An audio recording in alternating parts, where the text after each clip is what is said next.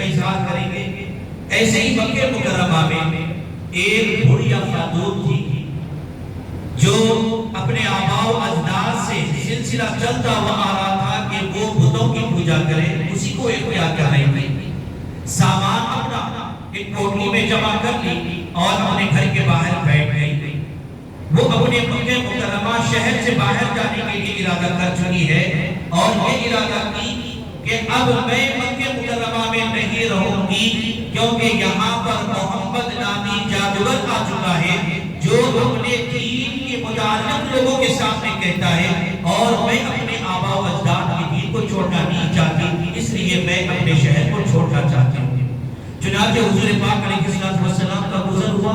وہ بڑھیا خاتون کہنے لگی ہے کہ بھتیجے میرا سامان اٹھا لے کر چلو، میں ایک مقام پر جانا تھا۔ حضور پاک علیہ السلام سامان اٹھاتے ہیں، بڑا وزن معلوم ہوتا ہے، آپ خود اٹھا کر فرماتے ہیں کہ جہاں تک تمہیں جانا ہو میں وہاں تک یہ سامان رکھ دوں، کیا اس کی اجازت ملے گی؟ تو وہ بڑھیا بڑی خوش ہوتی ہے اور کہتی ہے کہ ٹھیک ہے، میرا سامان کو میرے ساتھ لے کر چلو۔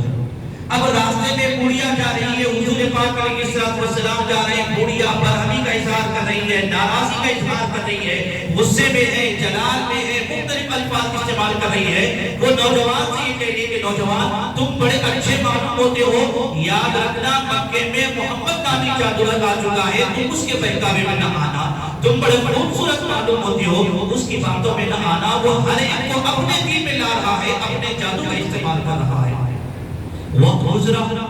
مقام تک پہنچ گئی بڑھیا، وہ کہنے لگی ہے کہ میرا مقام آ گیا، سامان اتار دیں۔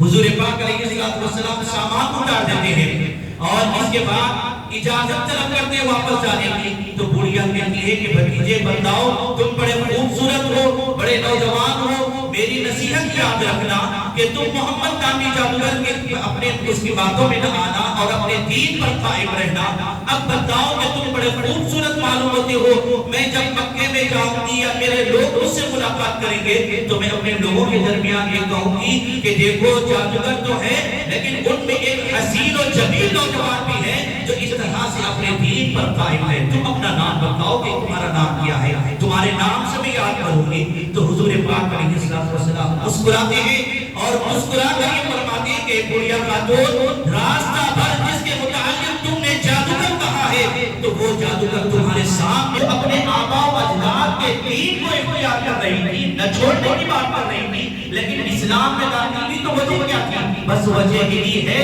کہ اخلاق مصطفیٰ کو آپ نے پیش کیا ہے تو بڑھیا اسلام کو قبول کرنے کے لیے آمادہ ہو گئی۔ آج ہمارے لیے اخلاق مصطفیٰ کو اختیار کرنے کی ضرورت ہے، اخلاق کی کمی ہے، ہم مسلمان ہیں، یقیناً مذہب اسلام میں ہماری پیدائش ہوئی، مسلم گھرانے میں ہماری ولادت بھی ہے، لیکن ہمیں اللہ رب العزت کا شکر ادا کرتے ہوئے اپنی اسلامی تعلیمات کو اختیار کرنے کی ضرورت ہے۔ حضور پاک علیہ السلام کا اخلاق کیا ہے؟ بتایا گیا کہ ایک خاتون جس کے شوہر کا انتقال ہو گیا، ایک بچہ تھا، وہ جوانی کی ابتدا کو پہنچا، اپنی ماں کے متعلق دیکھتا ہے کہ جسم سے میرے کپڑے کا انتظام کرو تاکہ میں اپنے جسم کو چھپا سکوں۔ تو وہ بچہ اپنے چچا ہو چکا تھا، لڑکا اپنی ماں کے پاس آتا ہے اور ساری باتیں سناتا ہے، تو ماں کہتی ہے کہ بیٹا سننے میں آیا کہ وہی باتوں میں آ جاتے ہیں تم اپنے مذہب پر قائم رہنا، اپنے دین کو نہیں چھوڑنا۔ تو وہ نوجوان کہنے لگتا ہے کہ ماں تم فدا ہوگا اور میں یہ بھی کہہ دوں گا کہ میں تمہارے دین کو بسم اختیار نہیں کروں گا، میری کچھ مجبوری اس کو پورا کر دیا جائے۔ ماں اجازہ میں رسول اکرم علیہ السلام کے پاس جاتا ہے تو کیا دیکھتے ہیں کہ حضور پاک علیہ السلام چادر لے کر بیٹھے ہوئے ہیں، اوڑھ کر بیٹھے ہوئے ہیں۔ وہ نوجوان جا کر کہتا ہے، سارا واقعہ سناتا ہے، سب سے پہلے وہ یہی کہتا ہے کہ میں آپ کی شہایا ہوں، آپ کے دین کو قبول نہیں کروں گا، میں آپ کے مذہب کو قبول نہیں، آپ میری مدد کریں، میری ماں کے جسم پر کوئی کپڑا نہیں ہے، میں اس کپڑے کے مانگ کے لیے آپ کے پاس آیا ہوں، بس آپ میری اس مانگ کو پوری کر دیں۔ حضور پاک علیہ السلام مسکراتے ہیں، آپ اپنی رحمت کی چادر جو اوڑھے ہوئے تھے وہ نوجوان کے سامنے اپنی چادر نکالتے ہیں اور فرماتے ہیں کہ نوجوان یہ چادر لو اور اپنی ماں کے لیے سطر کا کام آئے گا، اس کو لے کر چلے جائے۔ وہ نوجوان بڑی خوشی سے ماں کے پاس آتا ہے، جب ماں اس چادر کو اپنے جسم پر اوڑھ لیتی ہے اور پھر وہ چادر اوڑھنے کے بعد کہتی ہے کہ بیٹا